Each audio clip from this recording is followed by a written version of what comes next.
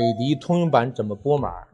我们在更换板子之前，看我们原来那个板子是有电容的还是没有电容。如果有电容的，你就换一个有电容的；如果没有电容的，你就换一个没有电容的。有电容的是交流，没有电容的是直流。然后这一个是我们风机的插线端子，这一个是咱们四通阀的，这是我们的 LNS， 这是个电抗，这是压缩机的，直接插就可以了。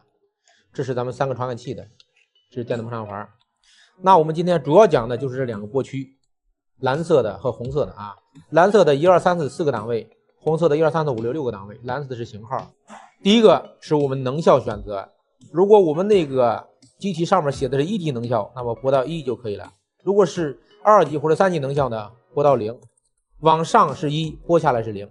第2个档位呢是我们机型，就是1匹和1匹半的，要是1匹半的直接拨下来就可以了，要是1匹的拨上来啊，1匹的为1，1匹半的为0。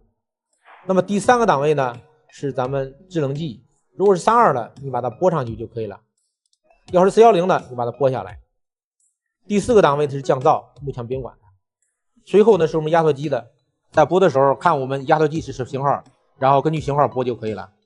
你要是买的正规的，咱们美的的，这上面压缩机机型都有。就以这个 SHB130FGBC 为例，给大家拨一下啊。第一个档位是0，那么现在不用管它啊。第2个档位是1，我们把它拨上去。第3个档位是0，拨下来。那么第4个档位也是0，目前不用管它啊。最后一个是1，也拨上去就对了。那么我们最后一个是风机，风机啊，我们美的的它这个插向端子呢有2种颜色，一种是白色的，一种是红色的。如果要是白色呢，你把它拨下来是0；要是红色的，把它拨到1，这样开机就可以工作了。胀这个的时候不能用劲儿太大了，太大了就胀裂了。对，慢慢转着圈，转着圈，然后再用这个头反过来，对，慢慢的，慢慢转。行，差不多了，塞一下试试。糖不知道。行，看吧。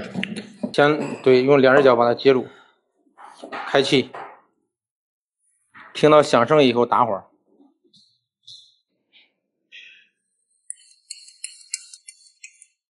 再开，再开，对，可以了。再开。好，拨号可以了。来看看。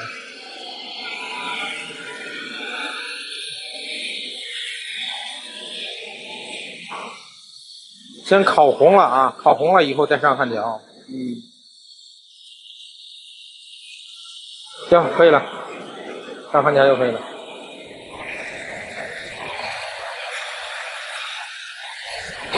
OK， 刚焊完以后，焊枪不能直接挨地板，放到空处啊，这样不会把地板给烧糊了都。对，还高一点。行，可以。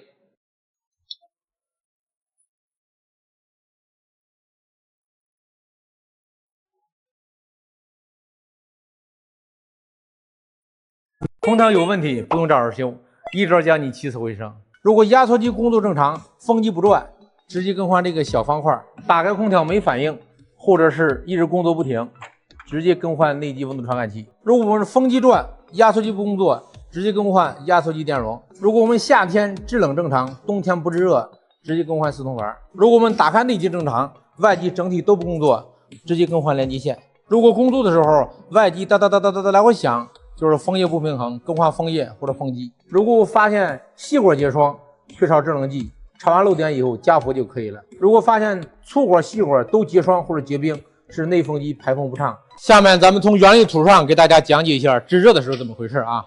你看，待咱们压缩机喷出来氟以后，首先经过4通阀，制冷的时候咱们小滑车是在这边的，制热的时候通过4通阀的工作，咱们这小滑车呢就推到右边了。咱们氟呢到这儿以后，直接从最右边的硬管流进内机。这会儿咱们摸内机的话啊，摸这个蒸发器就是烫手的。当咱们开机以后，内机不工作。当咱们蒸发器热了以后呢，它会通过内机的管温传感器，它会告诉内机主板蒸发器已经热了。随后内机开始转，这会儿吹出来就是热风。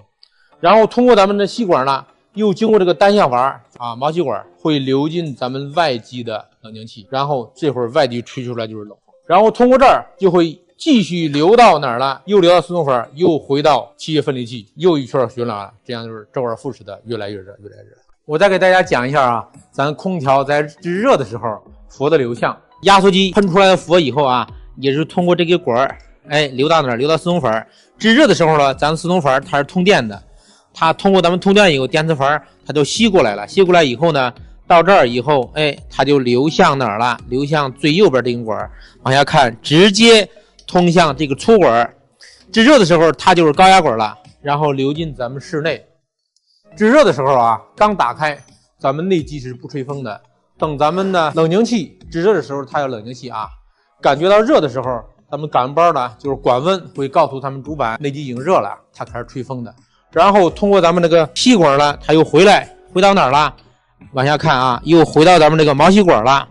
毛细管呢里边还有个单向阀，在制热的时候单向阀它是通的啊，直接通过毛细管又回到咱们外机的，这会儿它就叫蒸发器。通过一盘，最后又流回咱们的四通阀，最后通过这儿啊，又流进中间那个管，一流进咱们的出液罐。你要是摸的话，它也是凉的，不管制冷制热，这个罐都是凉的啊。最后呢，又流到压缩机，所以呢，它周而复始，它这样的又形成了一个。所以说，不管在制冷制热的时候啊，这个气液分离器也叫出液罐，它都是凉的。如果发现气液分离器它是温的，就是有可能是四通阀卡了，这就是咱们制热的流程。您知道您家的空调是几匹的吗？耗电量是多大吗？好多粉丝问我啊，师傅您给我看一下我家空调是几匹的。今天我给大家讲一下咱们空调标识牌的认识。KF235GW-F25A3A， 咱们以这个为例啊，K 就是空调的意思，科翁空就是空调器， F 是我们负 N 分，就是分体式空调。当我们看见开 F 的时候，就知道是有内机有外机，它不是一体空调。而我们后边呢 R， 它在我们汉语拼音里是日热，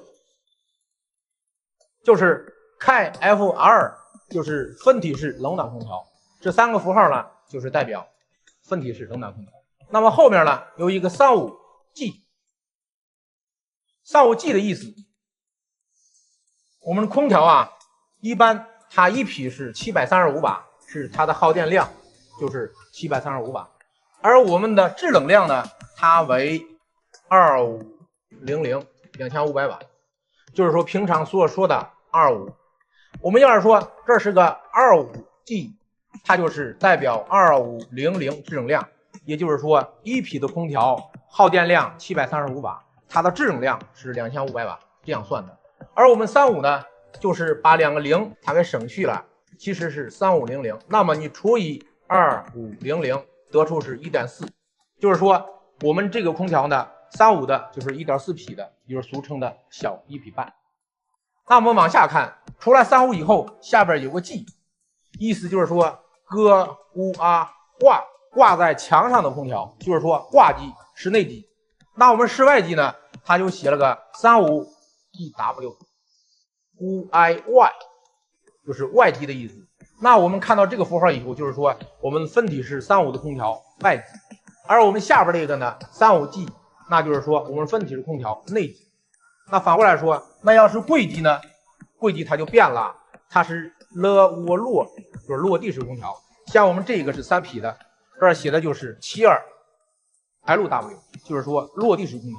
那我们后边呢，后边 125A3A 是每个厂家他对自己的空调呢设置的一个编码，和我们前面它就不一样了。每个空调后边的都不一样啊，兴许是几个生产线、几号仓库、几号支线员，这是他们的。那我们往这儿看啊，后边有35的、50的、72的、120的，就是用这个数去除以25，实际上是3500、5000，它省去2个零，那么得到几呢？它就是几匹的。像50的除以25，它就是2匹的；72的除以25，就是刚不到3匹，也就是小3匹。而我们120的得出是 4.8， 也就是平时说的5匹。那我们几级能耗？1、2、3、4、5级。1级是我们目前最省电的。5级呢，它已经淘汰了，是以前生产的。那我们现在从网上买的是不是3级、2级的有很多呀？它有是定频的，有是电频的，因为它选择的制冷剂不一样，有是32的，有是410的，有是22的，22的基本已经淘汰了啊。它的耗电能耗不一样，而它的制冷面积也不一样，所以说我买的时候啊，1级能耗相比较来说省电，而且面积还好。您家空调维修师傅修了好几次，但是还是坏，这种原因啊，一般都在这儿。好多师傅到那儿以后一测试氟不够，结果呢加上氟还不行，后来呢给咱们压缩机用冷水浇一下，或者用喷壶捂一下，其实就是给我们压缩机物理降温。当你发现我们压缩机热量高的时候，物理降温是暂时的，但是你得找到为什么它会高温。这种情况啊有 N 多种原因，一个是电压低，本来我们正常是220，如果发现到190或者190以下，这种情况呢压缩机就会出现高温，特别是定频的这种现象比较多。而我们外机要是脏的话，由于外机脏不能把热量散走，到底下不能冷凝成液态，到内机呢不能完全挥发制冷。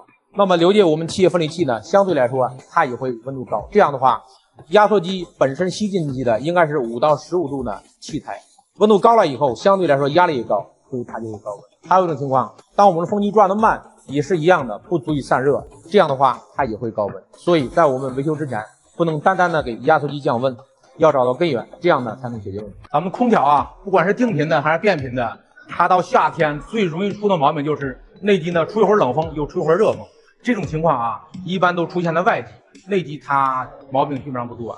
首先我们判定一会儿冷一会儿热是怎么回事，是在冷风的时候压缩机是工作的，而热风的时候压缩机不工作了，是吧？就要找压缩机为什么要不工作。一般情况啊它有 N 多种情况。第一呢，是我们外机的冷凝器它脏了，当它脏的时候，外机散热不好，散热不好导致内机回流的咱们那个低压管也给咱们压缩机的出气罐温度也会相对来说也会升高，它就不会给自身降温。这种情况呢，它就会自热保护，因为你的压缩机顶头都有咱们显温传感器啊，在这儿了，看到没有？这个叫温度开关，就是说它自身发热的时候它就断了，不带导通了，压缩机就停了。这样呢，咱们内机就会出现是热风。当咱们温度降下来以后呢，它就又开始工作了，工作以后内机又开始吹冷风了，这是第一个现象啊。今天再给大家讲啊，咱们不管是定频的还是变频的空调发上一会儿冷一会儿热的第二种原因，如果我们佛压在低的时候啊，正常情况下咱们高压低压还是非常凉的，如果发现咱们佛压低的时候呢，那咱们内机吹的风相对来说温度也会升高，那么咱们低压管就凸管回流的温度也会升高。正常情况下咱们出气罐应该是很凉的，如果它压力不够的时候，导致回流的这个温度会升高，出气罐呢跟咱们的压缩机内部它也不会降温，这样的话压缩机会升高，压缩机升高以后，咱们的压缩机顶端都有限温器，超过112度，有的是98度啊，还有是114度，它每个型号不一样，它就会自我保护，这样呢压缩机就停了。等它温度降下来以后，它又开始工作，工作以后又是开始出凉风，所以它下又会出现一会儿冷一会儿热。在咱们平时啊，咱们内机一会儿冷一会儿热，除了以上4种情况，还有一种情况啊，就是我们压缩机老化了，内外机什么都正常啊，就是咱们那个一会儿工作一会儿就停了，压缩机工作一会儿就停了，就发烫。咱们可以用电流表卡一下，它老化以后呢，电流也会升高。咱们这种方法啊，没有很好的方法，有一种可以缓解的，就是把它的佛压呢稍微降一下，比如说22的佛啊，可以把它降到3个或者3个多点，屋里有点凉气儿，但是这个只能降低它启停的频率，不可能完全的让它不启停。所以说这种情况，咱们最好跟客户说更换就可以了。但是如果客户要不想更换的话，那就没法了，只能把它佛压降一下，平时应该20分钟或者半小时就停了，就工作了，这个时候就会达到1个小时或者1个半小时，这样的出的风没有以前凉，其他就没法了，就只能换了。咱们家里空调不制冷啊，先别急着找人修，我叫你自己在家判断是不是咱们空调坏了。咱们首先看压缩机是否启动，如果压缩机不启动的，那就是控制系统，那就找人维修了。如果压缩机启动不制冷，那我们可以看铜管它的表现，可以知道是哪儿的问题。那我们正常的情况下啊，粗管细管它都是冰凉的，而且有露珠。如果我们不正常了，比如说缺氟了，那么我们细管呢它会冰凉，粗管是常温，或者呢细管有结霜，这种情况就是缺氟了。如果要是说发现粗管细管都有霜，而且呢还非常凉，这种情况就是我们内机风机转得非常慢，或者是呢我们网片啊各种情况堵了，导致咱们内机散热不好。如果发现我们气管、球管都是常温的这种情况，要不就是压缩机没有工作，要不就是一点制冷剂没有了。在查到一点制冷剂没有的时候，不叫盲目的加氟，先找到漏点，看完以后抽空再加氟，这样会更好。今天考核你拆机啊，开始。你不用讲，你直接工作就行了啊！我是考核你的。打开，那不是遥控吗？地上遥控。对，可以。收服。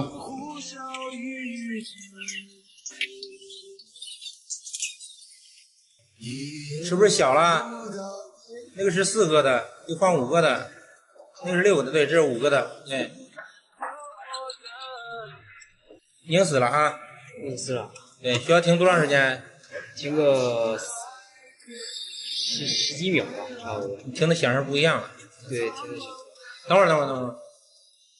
等它响声闷了，闷的话。可以，关吧。行，可以。把电源拔了。对。下一步呢？对，流程很对。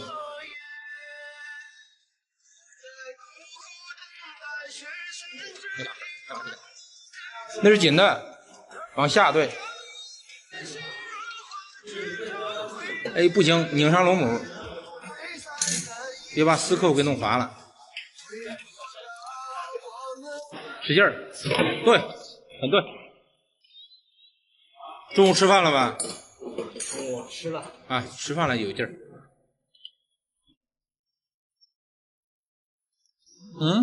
我现在没丁家了。差点就漏火。行，下一步呢？摘。你把这个摘了。对。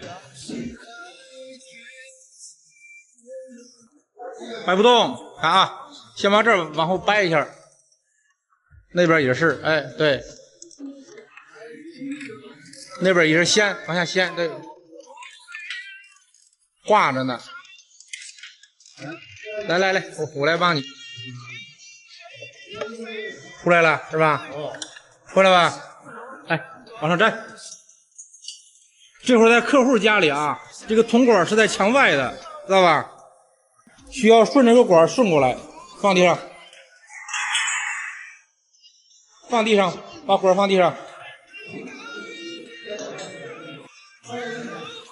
OK， 要在客户家里啊，随后把这个内机挂板摘了就可以了。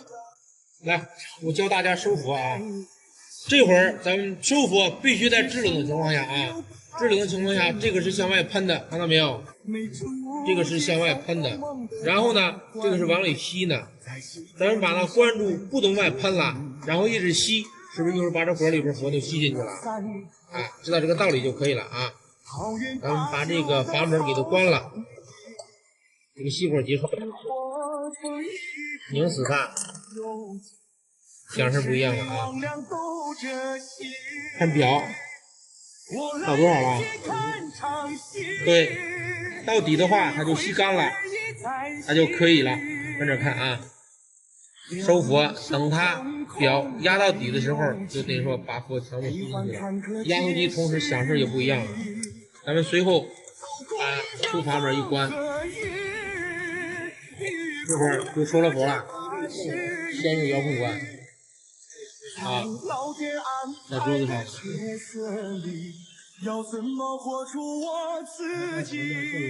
对，拔掉电源，切记拔电源啊，拔掉啊，不要关，关的话关这一项。随后呢，教你们拆空调。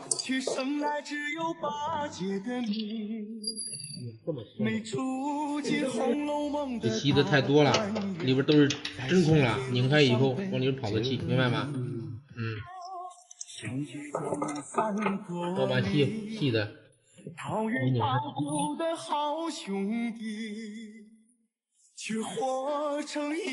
拆空调啊！随后呢，用手机跟这儿拍照。你们接的时候哪个线接哪个位置，起到这个作用就行了。会拆了没有？就这么简单啊。然后装空调抽空，我教你们怎么装怎么抽，好不好？咱们空调一会儿冷一会儿热，第三种原因，如果氟多了以后啊，它也会出现这种情况。为什么呢？当我们的氟超过它的压力值以后，咱们压缩机呢，它压得非常沉，那么它就会拉高电流，拉高电流以后，它压不动，是吧？它再拉，这样的话，它自身就会发热。发热以后，咱们压缩机顶头都有它限温器，超过120度啊，114度、112度。根据咱们的压缩机是哪种准锐的，是22的氟、32的氟、410的氟，它那个限温器的温度不一样。当达到它的数值以后，它就停了。这会儿呢，咱们室内出的就是热风或者温风。当咱们温度降下来以后，它又开始工作了。工作一会儿呢，因为氟高，拉电流拉得多，所以呢，压缩机一会儿就又升温了。升温以后就又停了。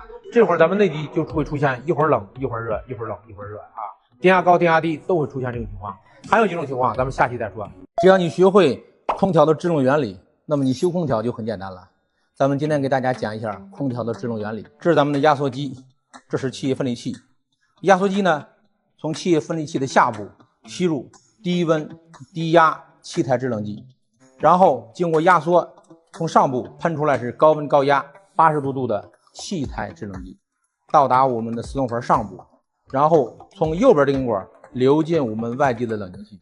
冷凝器上部是80-90度，那么由于风机它在转，从后边进的是自然的空气，吹出来就是热风，把它的热量给吹走了。到下部呢，它就冷凝成低温高压的液态。流进液态以后，从下边这根管从这儿流进我们的节流阀，有的是电动膨胀阀，有的是双向节流阀，还有的是毛细管，最后流进我们的细管，最后流到室内。到室内以后一分为二，由于体积更大，它会吸热。这会儿摸我们的蒸发机就是凉凉的，正常情况下它是5到15度。那我们空间的温度一般在制冷的时候30度左右或者30度，所以呢，从上头吸风，从下头出风，那么吹的就是冷风。循环一圈以后，经过咱们粗管又回来，这是咱们粗管啊，回来以后又到我们的四通阀左侧，咱们又通过中间这根管流进我们的气液分离器，最后又被我们压缩机吸入，这样的周而复始的循环，咱们就是外机制冷的时候吹热风，内机制冷的时候吹冷风，就是你给我说一下它的制冷过程。压缩机通过咱这个气液分离器这个下部进入低温低压的那个气态，通过压缩机压缩形成高温高压的气态，流向我们这个四通阀最右侧这个管儿，对，然后再进入我们的冷凝器，外机冷凝器，通过这个风机散热到下部形成液态，再流向我们这个节流阀，进入我们高压管，对，高压管，然后到内机，流向内机，通过内机吸热，挥发成气态了。内机挥发成气态吸热，然后上面进风，下面吹出凉风。对了，就是凉风了。再通过粗管回来。下一步呢？下一步粗管进来以后，这是三通阀，然后到三通阀，再到四通阀。对，到四通阀最左侧，然后通过中间这个管，通过这个管。对，下边中间这根管，又流进我们气液分离器。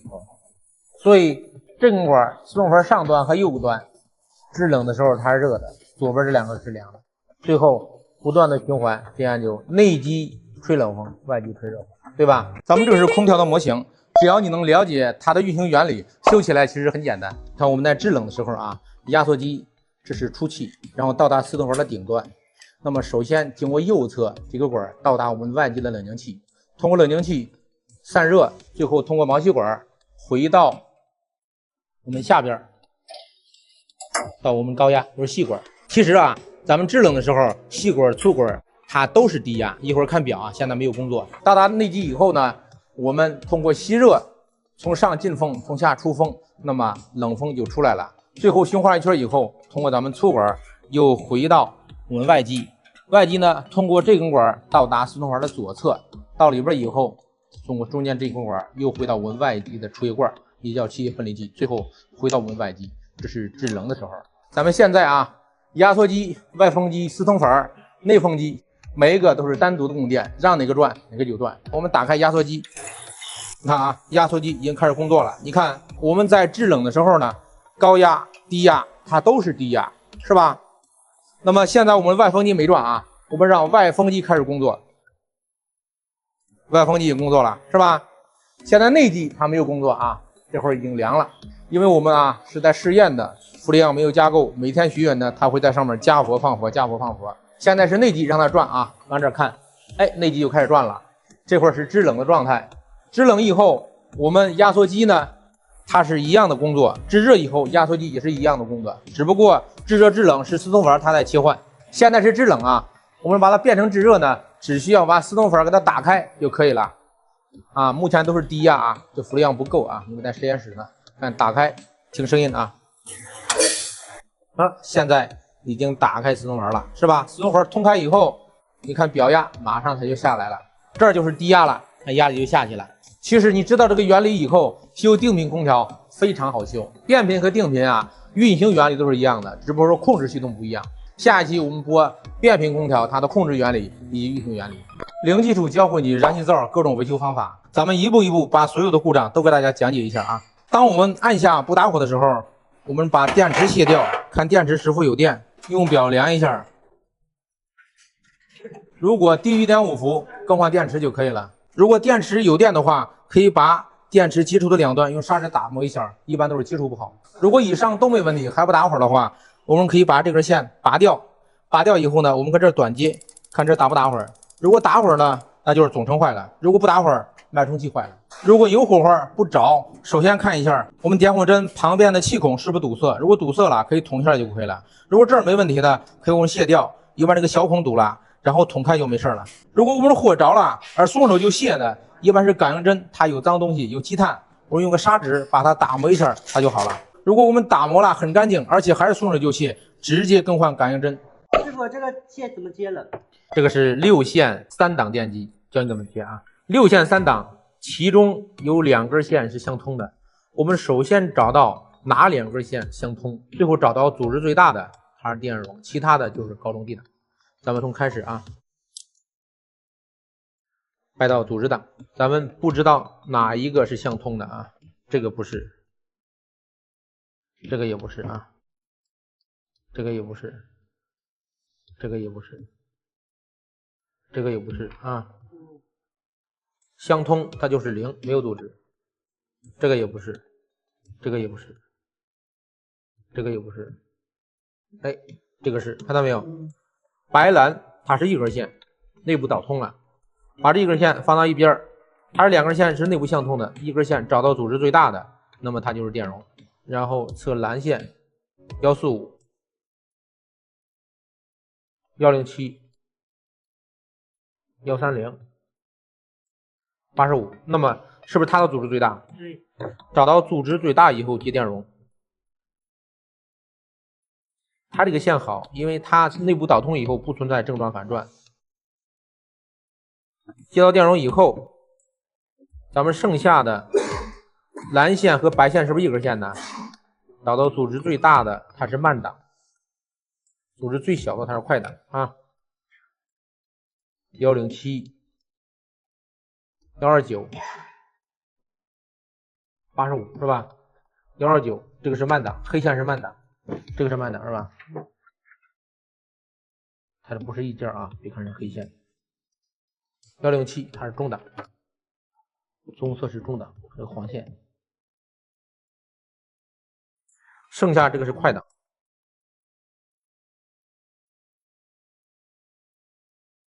有了电容，有了快中慢是吧？剩下就是电源线了。这2根火线接不错，它就炸不了管；火线接错就把导线炸了。